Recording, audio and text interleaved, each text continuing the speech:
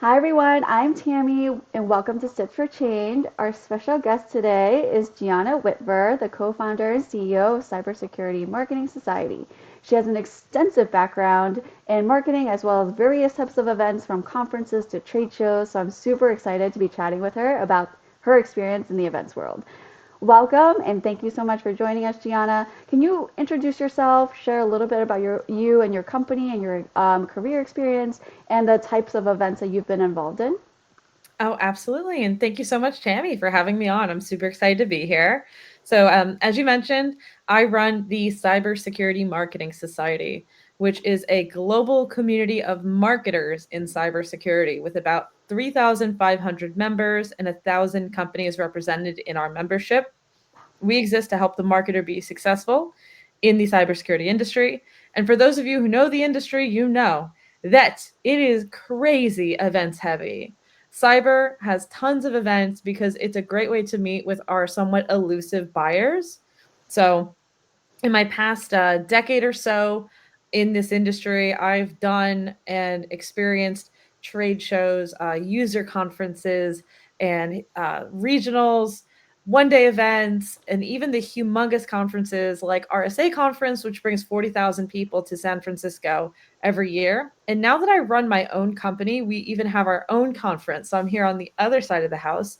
It's called Cyber Marketing Con, and it's 4 days long, and it will be held in December of this year. Terrific. Thank you so much for sharing. December is around the corner, so you guys must be super busy. Oh, yeah, we are having a great time. We all know how that feels. So, I want to start with this question given your experience. Can you share a bit more about your perspective on how marketing and sustainability can effectively be and aligned with each other when planning conferences and trade shows?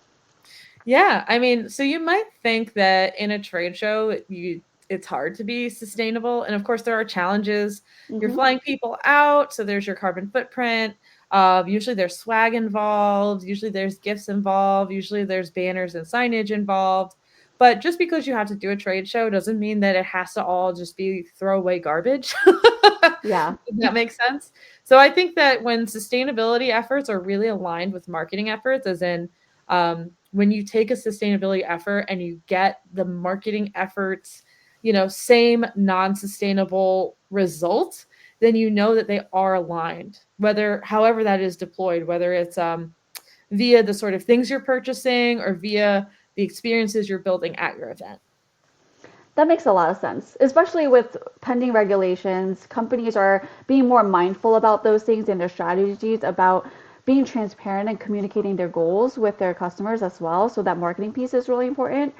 That being said, like you said, most people think that trade shows and events are super carbon intensive, right? Mhm. Just a fun fact from a previous episode of ours, we mentioned that the average trade show consumes about 10 million gallons of water and emits 20,000 tons of carbon dioxide. And to put Wow. that in perspective, yeah, that's equivalent to taking 250,000 baths and the CO2 emissions from 6,127 passenger vehicles. So because of that, people like us and companies like ours are slowly to transition their approach to events. Can you share a little bit more about your company's approach to planning trade shows and conferences and how that has evolved with the growing emphasis on sustainability? Yes, and since I have an industry kind of viewpoint, given my large member base, I'll talk about what my members are talking about in the Yeah. cybersecurity marketing and events industry. So it's a huge topic since events is such a big part of cybersecurity and go to market in cybersecurity. There are a lot of event professionals, field marketers, channel partner marketers, etc., in our community. And the sort of impact that we can make, even like individually, right? At our small companies or at our medium or big size companies, we have to do events is how it is, Yep. but we can do them better, right? So we don't Absolutely. always have to buy the cheapest stuff or deploy the fastest shipping or send as many people if we don't need to. So it's something that the industry is talking about all the time and marketers are talking about all the time, given that people do really care. Mhm. Both especially in cyber. Cyber itself is a very mission-driven industry, right? We're trying to protect and save the world, and a lot of marketers care about more than just protecting, our financial systems and our small businesses and people from cyber attacks. They care about other things as well. So I have seen some cool stuff from various companies. So uh, Armis does a really good job, I think, on sustainability. I attended their showcase at the Black Hat Conference in August of this year, and they had a big push on not giving away like disposable garbage, right? Sorry, not disposable garbage, but not giving away just like plastic junk. So they made sure to give away things that were like consumables. They had drinks available for folks instead of giving away like knickknacks and stuff like that. They had consumables, things that people would be buying or eating or drinking anyway. So I thought that was really, really cool. And their marketing team spoke with me and told me about how sustainability is a part of what they're trying to do, which is cool. And in general, I've seen a lot of pushing of this sort of new swag emphasis on charitable donations over, for example, also knickknacks and plastics. Hmm. That's great. Yeah. I love those examples. And my company also does those charitable giveaways, well, charitable vouchers for donations instead of the traditional giveaways. So I'm glad to hear that, people in the industry are thinking more about that. Um, the next question I have for you is more about the booth design. So it sounds like you've been in the trade show space for a bit. You've executed your own trade shows and then you've participated in some of them. So can you talk a little bit more about some of the most impactful sustainability initiatives that you noticed in terms of building booths, booth designs, and how people have responded to that in terms of just the exhibitors and the attendees? Yeah. So what's a sustainable booth? Because you're going to have to build and buy and create things. So one, the choices you make on the materials you buy, whether you're working with a booth build company or if you're doing it yourself, you can choose to buy more sustainable materials or fabrics. But I think a big thing is buy something that will last booth over booth, right? Hmm. So if you're going to be doing trade shows as part of your strategy, try to create and produce signage and materials that you can use again and again, as opposed to having to throw them out and buy new ones every time. Hmm. Absolutely. It's so hard, I think, to for newer companies to think that far ahead because they're either messaging or product is still changing. So, in addition to some of those smaller issues, what are some of the other challenges that you see for companies, no matter the size and scale, the type of event, whether the type of company they are, their scope, and also the type of event that they're exhibiting at or participating in. What are some of the other challenges that you see or have heard in the industry? It's pricing is a big one, right? Yeah. So small, and again, my background is largely startups and Series A companies and even less than that. So pricing, and budget is always a factor. Hmm. So one thing that I, have seen and I think is a good idea also, just on your point, Tammy, about, startup companies have to, uh, sorry about that. Startup companies have to, um, you know, uh, change their message, etc. Electronic signage is an alternative instead of Hmm. printing vinyl or printing plastic. If you happen to have a screen, an electronic screen, a television, something that you could put your message on, especially if your message is going to change, that can help with some sort of with reducing garbage and throwing things out. But yeah, budget is always a challenge for smaller companies. Budget is probably a challenge for bigger companies as well. Everybody has to operate within a budget, so you can only Hmm. make choices that match your budget, and sometimes you can choose to go without. Hmm.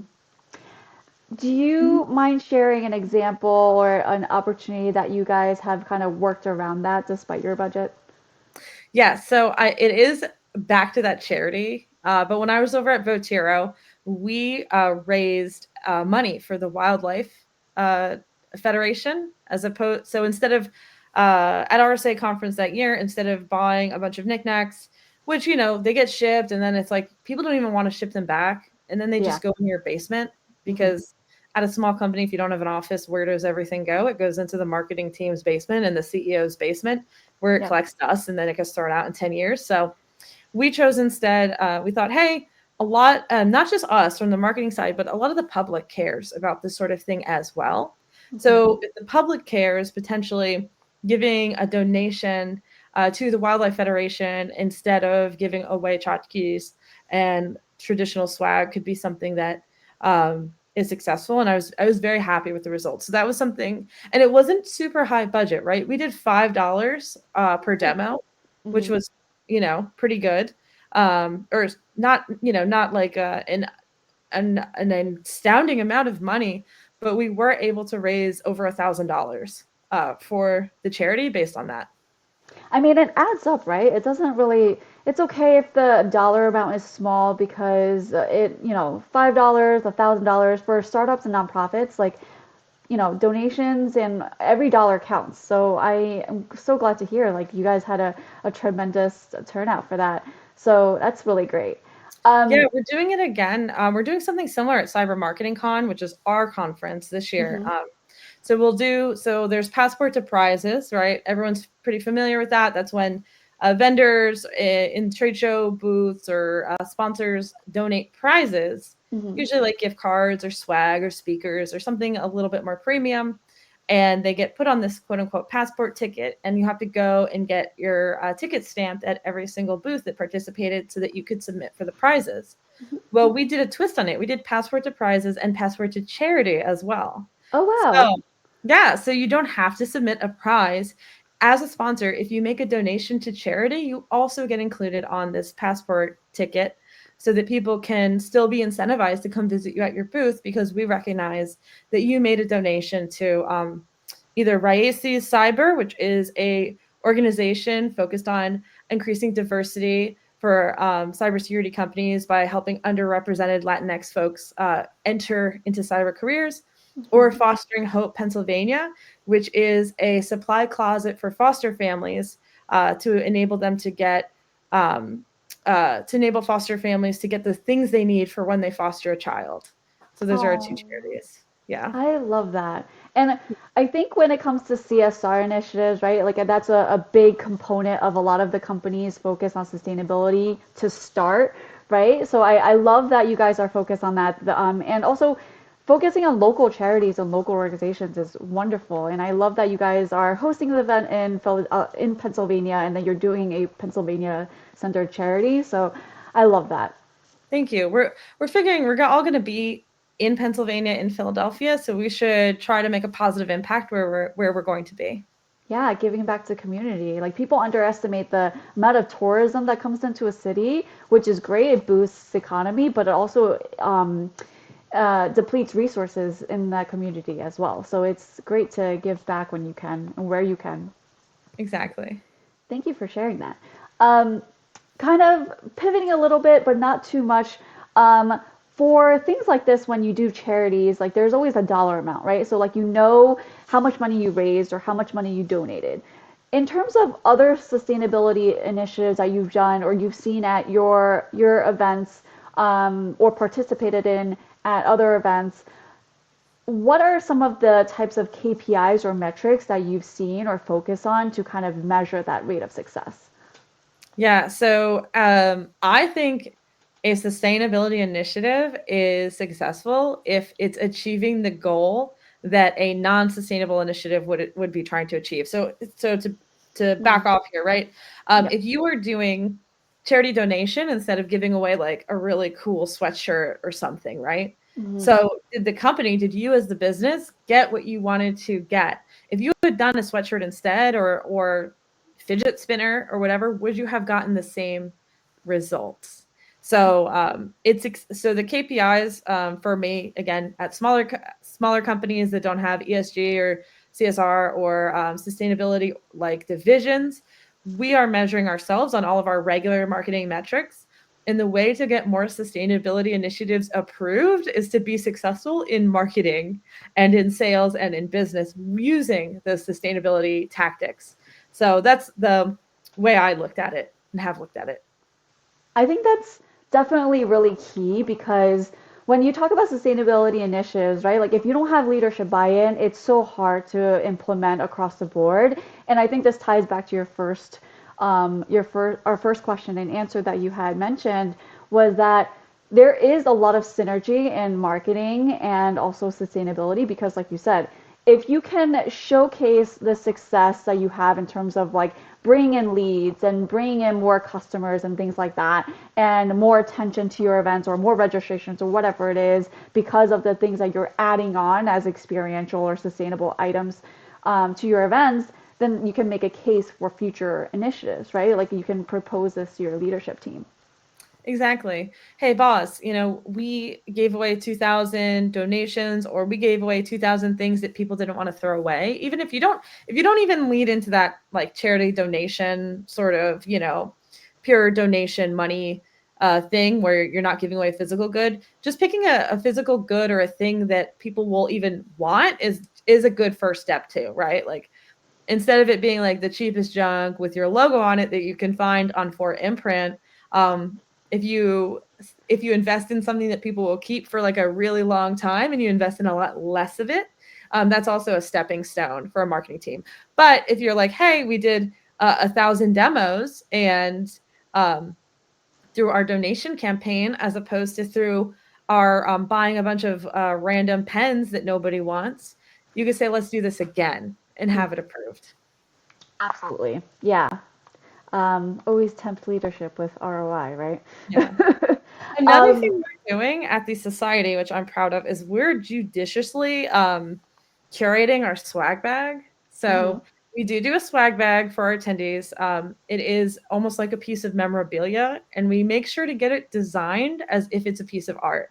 So Wow. we have a designer who does it, like someone who actually designs clothes, to Mhm. do the swag bag. So it's got this super awesome print that people keep and talk about and share and show off. Our ethos is if we're going to make a clothing item, it has to be something that people would actually wear like all the time. It can't just be white shirt logo. And like nobody wants that. And Yeah. then our sponsors have provided items for the swag bags depending on their sponsorship level. And we actually have to approve what they submit. Oh. So, no like junky coffee cups, no water bottles at all. If you No did Stanley pens. mugs, I guess it'd be okay, but nobody's done that. Yeah, but no mugs, like no plastic water, nothing that someone is going to be like, oh, another piece of junk and just throw into the Goodwill pile. It Yep. has to be good stuff. So, um, that I is something we do. I love that. I think you kind of answered my next question, but I'm going to ask it anyway in case that you have other things that you want to talk about in terms of this. Um, my question is centered about like reducing waste at events, right? So it sounds like your company is already doing your due diligence on reducing that, and making sure that your vendors and your sponsors are sending quality things that people aren't going to throw away and are actually going to reuse. Um, what are some of the things that you have seen amongst other exhibitors or other events that you've attended that have been also effective in terms of reducing waste at events? Other things. So I've seen a trend of badge recycle happening nowadays, Mm. which is really cool because some people keep the badges and the lanyards and they use them for decoration and stuff. And I understand there's like almost like a cool memorabilia aspect of like, look at all these events I've been to, especially in cyber. The badges are pretty cool. But I've Mhm. seen an increase in badge recycling. So, hey, you don't want this lanyard in this badge, drop it in the bin and we're going to, I don't know how they recycle it, but we're going to recycle it, the plastic part, or we're going to wash it and reuse it, or Mhm. give it to someone who's going to use it for their event. So recycling. I've also seen some cool stuff with the vinyl banners where people are um, taking those vinyl banners and turning it into like bags because as far as I know, and you'll know more than me, Tammy, but as far as I know, it's like reduce first and then reuse and then recycle. So if Correct. you can Yes. reuse something, then that's also good. Hmm. Other reductions, I think we're kind of in this nascent era of trying to figure out more sustainable sort of large trade show and events sort of strategies, but I have also seen a reduction in programs. Hmm. So programs, printed programs. I've seen them get thinned out and I've seen them get smaller over the years because less and less people are using printed programs and more people are using apps. Yep, yep, definitely. Those are all really great examples. We typically like to share the resources in our description. So I'm going to bother you for those links that you've mentioned on the various organizations that you've either partnered with or a great way to give them exposure as well. So I will connect with you on those links so that we can share them with our audience. My last and final question is just thinking ahead, given that you're in the tech space, right? So like you guys are like very fast moving industry. Yeah. What are some trends and innovations that you can see shaping our future for sustainable event planning, particularly in trade shows and conferences? I think the reduction of paper overall and the increase of mobile is going to change things a lot. Mhm. I think that there's also a trend still. I think it's been around for a while, but I think experiential is a big trend as well. I think in general, kind of like big trade shows, people are trying to figure out ways to sort of jazz them up and make them more exciting. And a lot of companies are moving outside of trade show and doing more sort of experiential things. So, hey, if you're coming, instead of popping up a booth or in addition to putting up a booth, we're going to do something. We're going to put more less budget into swag and booth and more budget into offsite things. So dinners, Mhm. um, going, visiting places, music, things like that, sort of entertainment experiences for customers while they're there at these sort of larger events. So I look forward to seeing also with tech how trade show experiences change and how they move to become more sustainable. Yeah, I love that. Thank you so much for sharing that. And thank you so much for joining us today. I think I really enjoyed our conversation. I learned a lot about cybersecurity and tech.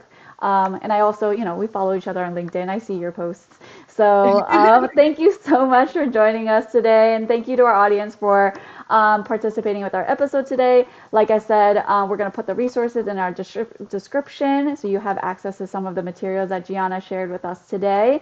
And if you like this episode, make sure to follow and subscribe, and then see you on future episodes as well. Thank you, and see you next time. Thanks, everyone.